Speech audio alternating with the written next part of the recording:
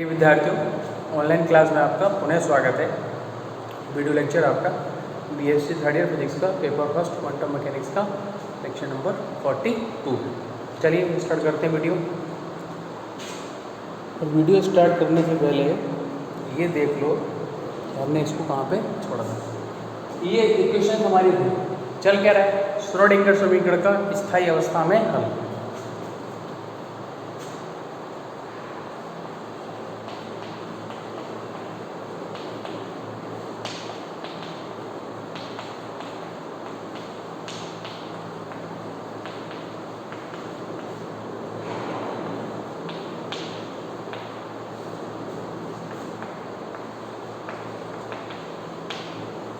Schrodinger समीकरण का स्थायी अवस्था में हल, ठीक है।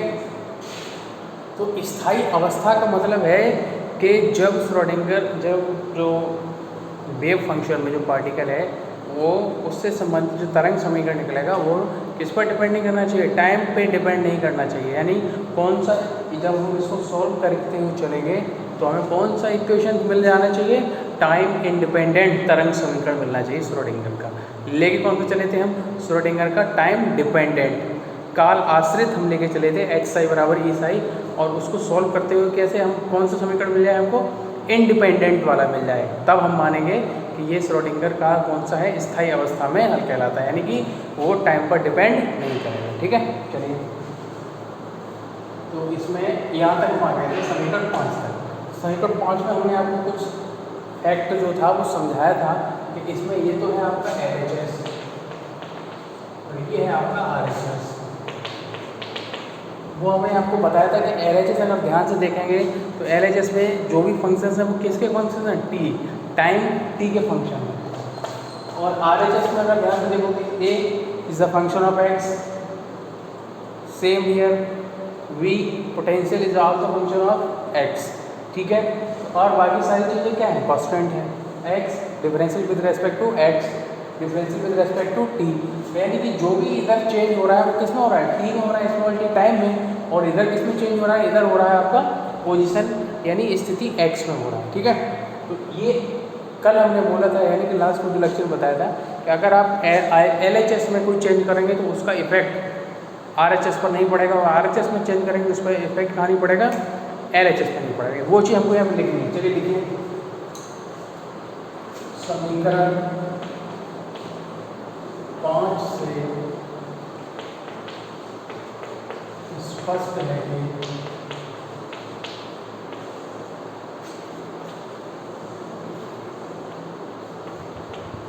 LHS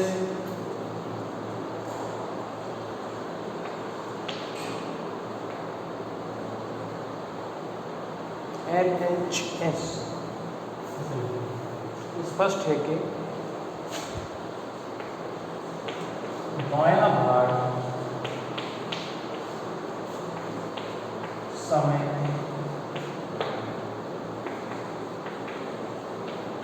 LHS किसका फलन है, टी का फलन है। बायां भाग समय टी का फलन है, जबकि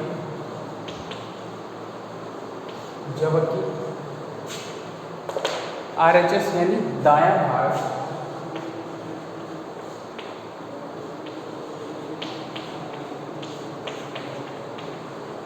स्थिति x का फलन है।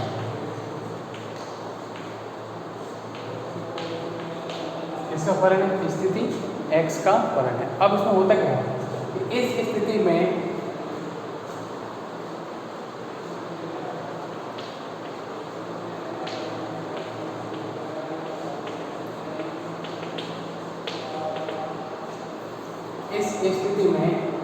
यदि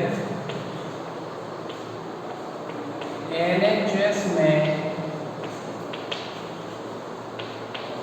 कोई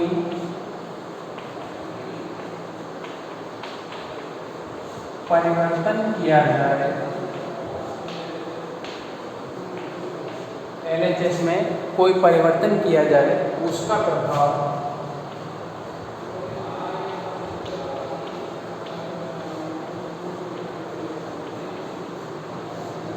RHS पर नहीं होगा, उसका प्रभाव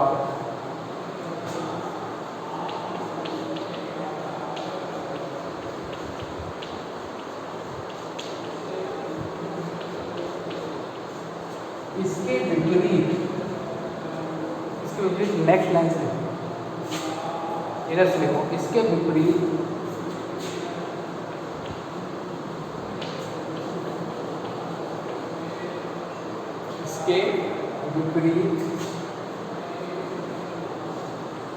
यदि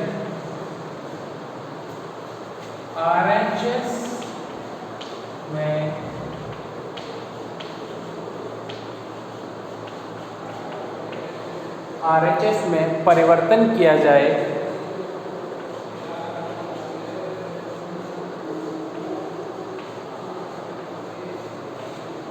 तो इसका प्रभाव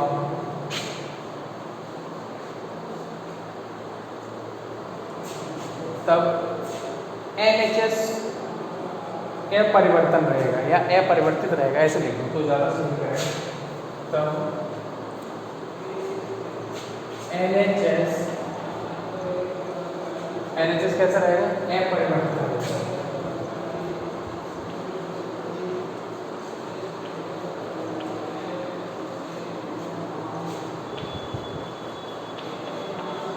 अपरिवर्तित रहेगा। अतः दोनों ही जो भाग हैं LHS और RHS वो एक दूसरे के सापेक्ष कैसे होंगे? नियत होंगे। अतः LHS व RHS दोनों ही एक दूसरे के सापेक्ष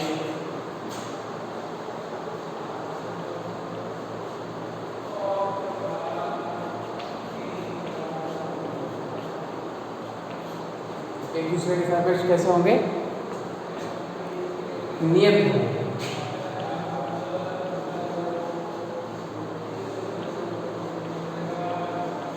नियत, इसको नोट करो।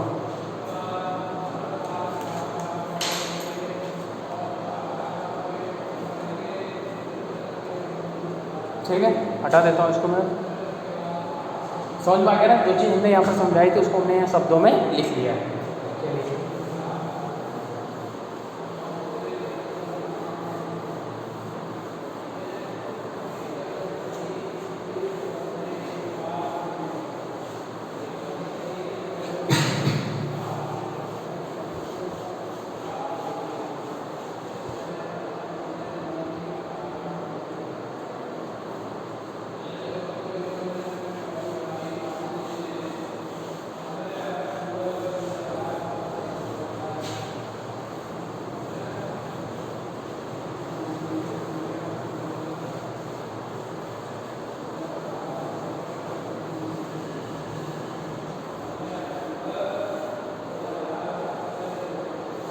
अतः समीकरण 5 को अब देखो कि जब दोनों ही एक दूसरे के सापेक्ष का कांस्टेंट है तो समीकरण 5 को एक कांस्टेंट के बराबर माना जा सकता है।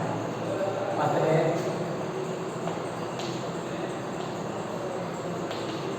समीकरण 5 को एक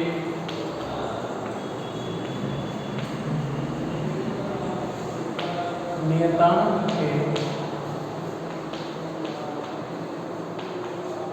बराबर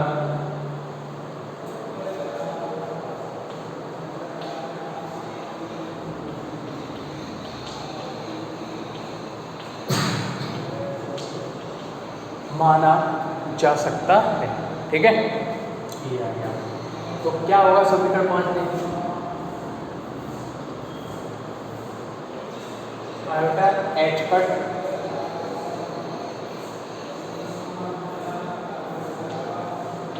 BT और क्या करना है? बेल ओवर BT BT। ठीक है, ये आपका आयोटा एच कट BT और इधर क्या है? Minus h cut square upon 2m ax del two over del x square. अभी जो समीकरण 5 लिखा था ना उसको दोबारा लिख के बराबर एक कांस्टेंट के बराबर मान लेंगे ई डेल ई स्क्वायर ए एक्स प्लस बी एक्स बराबर ई। ये मान लिया हमने इसको, ये नियतांक बना लिया कांस्टेंट।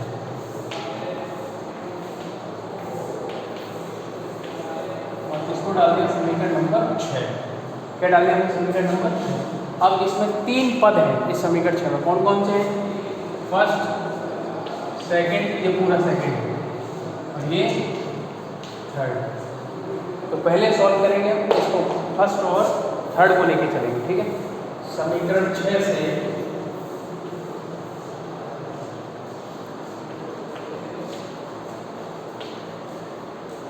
प्रथम और तृतीय,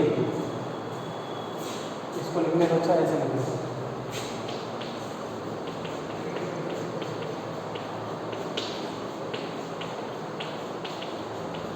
ये पद ले लेंगे तो क्या आ जाएगा, देखो जरा, iota h cut upon B D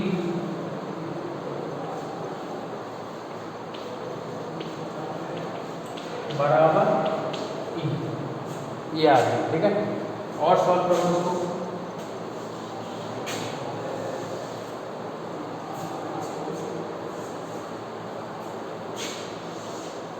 इसको सोल्व करेंगे तो क्या है, छोटा ज़्यादा हो जाएगा। देखो आयोटा एच कट को दूसरी तरफ ले जाओ, इसको क्या चरों का पृथक्करण करेंगे। हम क्या करेंगे, चरों का पृथक्करण। यहाँ लिख रहा हूँ,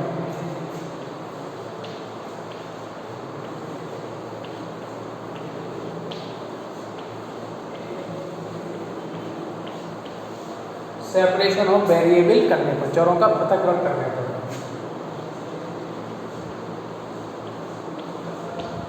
चरों का पृथक्करण करो, अब देखो क्या आएगा, del B T upon del B, और बाकी इधर है टी अपॉन आई आयोटा और एच पर। ये आ गया। डेल टी को भी इधर ले आएंगे, ठीक है। पहले आयोटा है ये आपका, इस आयोटा को ऊपर नीचे और मल्टीप्लाई करेंगे तो नीचे वाला आयोटा स्क्वायर क्या कर देगा, माइनस को।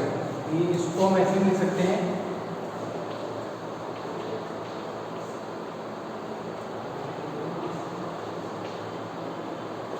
और ये बी टी तो रह गया, इसको भी लिखो, ठीक है। इधर भी आएगा बराबर माइनस आयोटा ई अपॉन एच कट, ठीक है। ये आ गया। इस आयोटा क्या किया हमने, ऊपर नीचे मल्टीप्लाई किया और ये हो गया आयोटा स्क्वायर, इसको कर दिया माइनस, और ऊपर वाला ऊपर आयोटा नहीं था वो वहाँ पर पहुँच गया। अब इसको डेल टी को भी ले जाओ, चरों का पृथक्करण क्या है,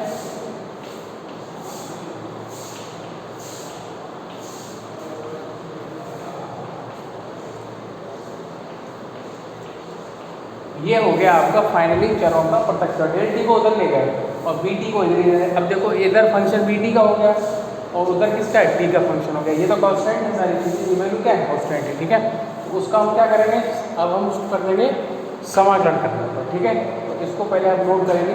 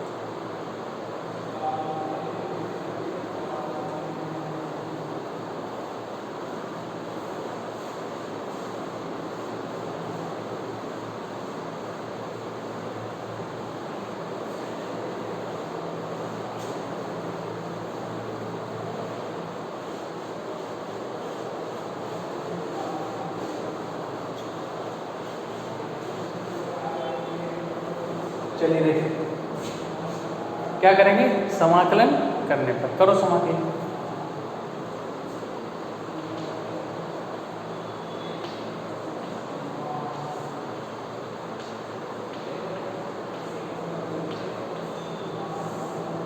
समाकलन करेंगे, इसका क्या हो जाएगा, log BT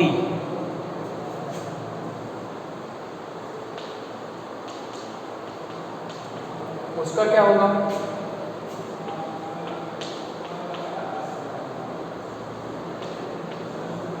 ये आ गया T। ठीक है, यहां से BT बराबर कितना निकलेगा,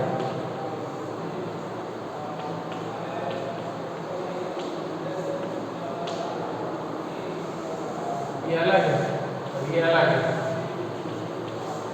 ऊपर वाला अलग है, ये इसका ध्यान रखना, ये वाला, ये पोर्शन ये वाला अलग है और ये अलग है। तो देखो BT बराबर निकलने लगे तो लॉग को इधर ले जाकर तो किसकी पावर में आ जाएगा, A की पावर में। इस ये किसका मान आ गया, आपका BT का मान आ गया। ठीक है, अब ये जो BT का मान है वो आप रख देंगे समीकरण नंबर, जो अलग अलग तरंग फलन किए थे, कौन सा तरंग फलन किया था हमने, समीकरण 3 का साइड हुआ है ना, तो ये BT का मान क्या रखेंगे, समीकरण 3 में रखेंगे।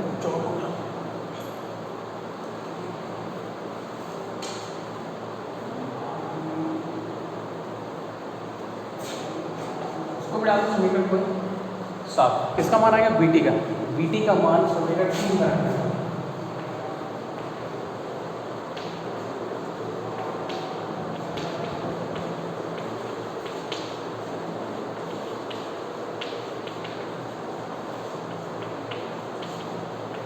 BT का मान समीकरण 3 में रखने पर रखो, क्या आ जाएगा, साइन xt बराबर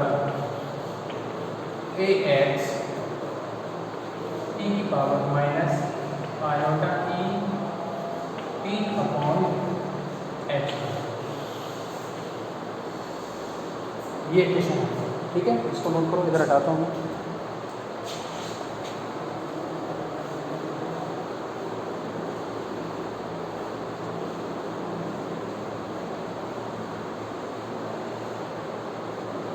चलो इसको नोट करो।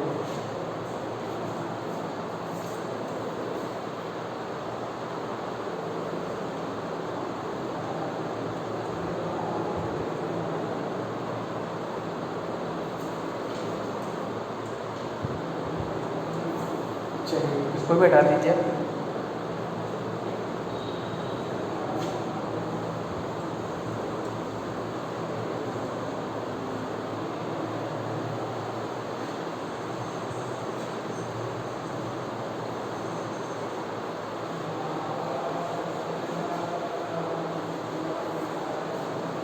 देखो BT का मान कहाँ रखा था कि समीकरण 3, अब रखेंगे हम समीकरण नंबर 4 में।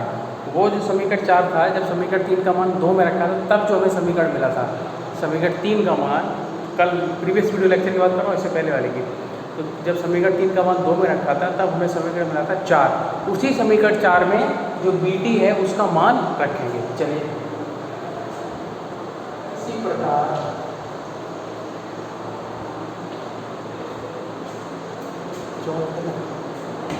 इसी प्रकार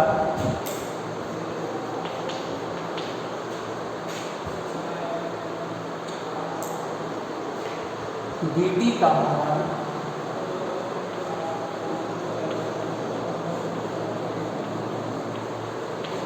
समीकरण 4 में रखने का, BT का मान समीकरण 4 में रखने पर रखिए, क्या आएगा समीकरण 4, iota x cut ax del over del t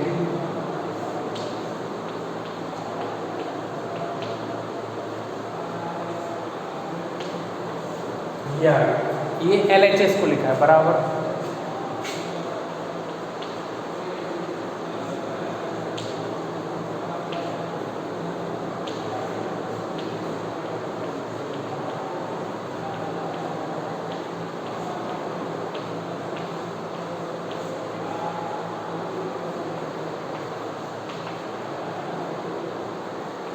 plus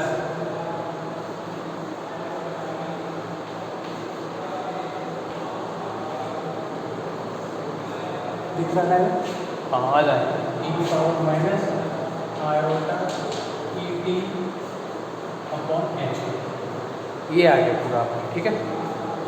समीकरण 4 में पहले किसकी रख दी हमने, बी टी का मान रख दिया है।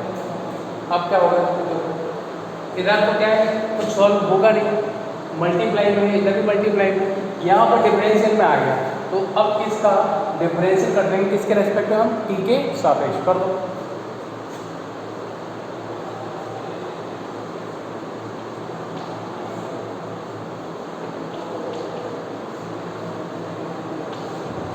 ई की पावर माइनस एक्स का माइनस एक्स ई की पावर माइनस एक्स रहता है, इसका जो है दोबारा होता है डिफरेंशियल और उसका होता है मल्टीप्लाई, ठीक है।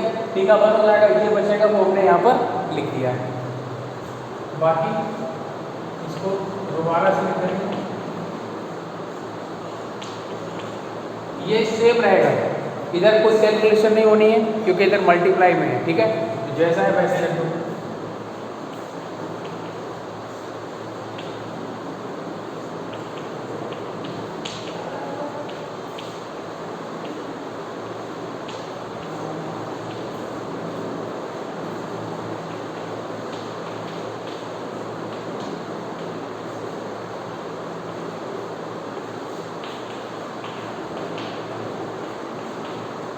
ये है, इस एच कट से ये एच कट कैंसिल करो, आयोटा आयोटा देखो ये माइनस है पहले से, ये iota this iota iota square, value -1 minus minus plus कर दो प्लस ई ए एक्स,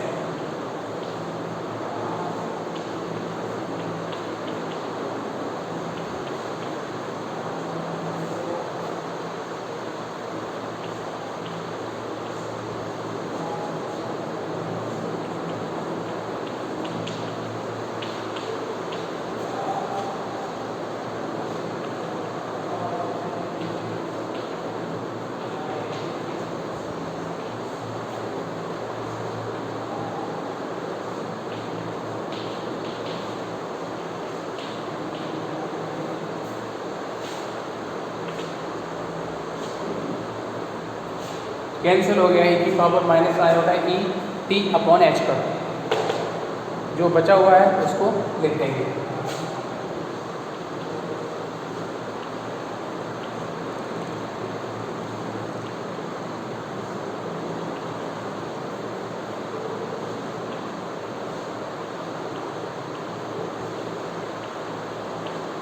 ए एक्स प्लस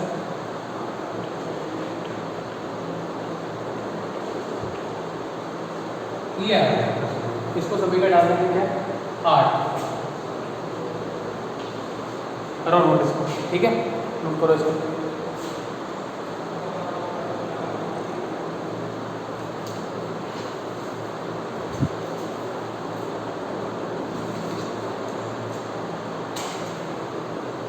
चलिए कर लिया नोट, बोर्ड साफ नहीं है अभी, साफ करते हैं इसको, तो नोट करो सभी का डाल दो।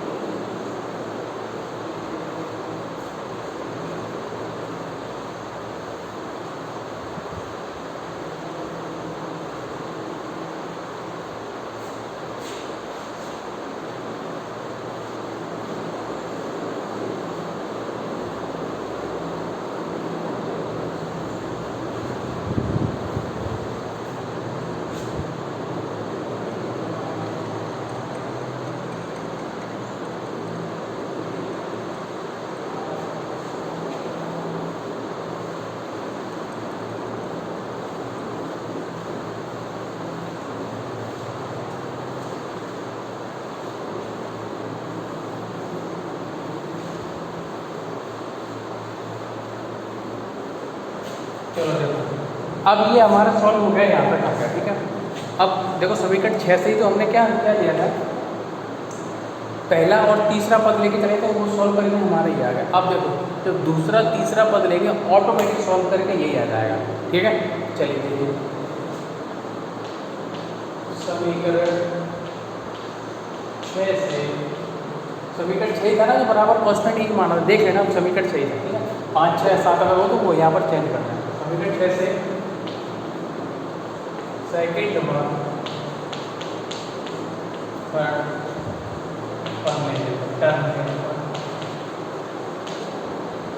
लो क्या था, सेकंड क्या था, एच का स्क्वायर अपॉन 2a, क्या था अपॉन में था ax del 2 over del x square ax plus bx बराबर 2। ये तो था ना दूसरा और तीसरा पद, ये दूसरा है, ये कौन सा है, तीसरा है। अब यहाँ से देखो अपॉन में इधर भी ax है और इसका अगर एलसीएम लेंगे तो यहाँ भी ax आएगा और इधर फिर एलसीएम से इधर ax, उसको कहाँ भेज देंगे, दूसरी तरफ। देखो जरा से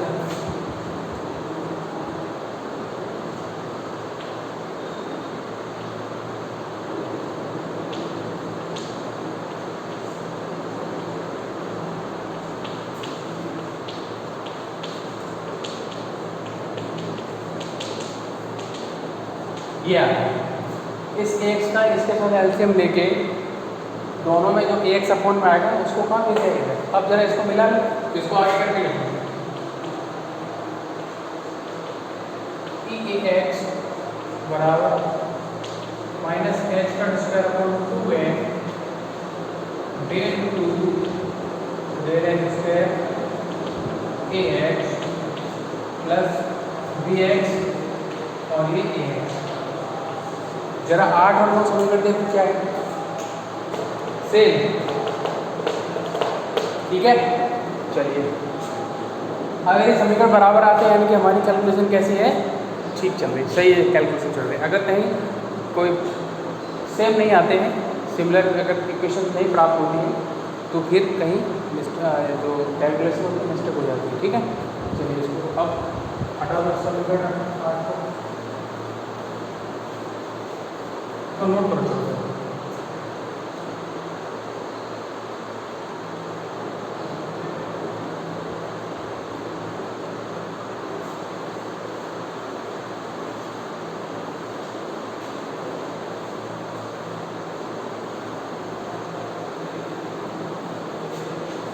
समीकरण 9 में क्या करेंगे, माइनस 2n अपॉन एच का स्क्वायर का गुणा करेंगे, उल्टा।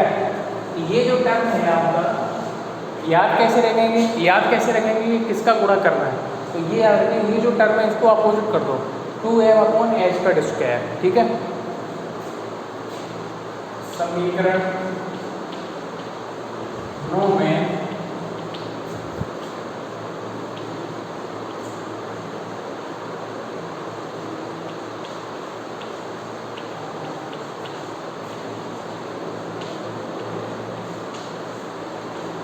टू एम अपॉन एच का स्क्वायर का क्या करेंगे, गुणा करेंगे। इसमें आप क्या कर देंगे, इसका मल्टीप्लाई करो, मल्टीप्लाई।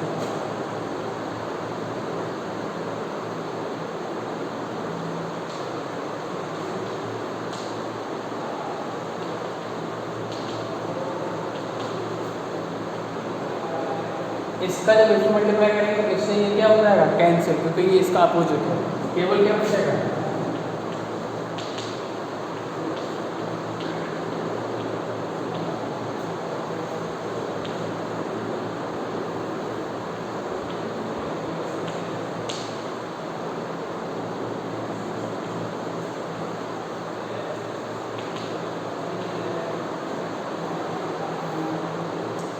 ये आ गया, इसको हटाओ।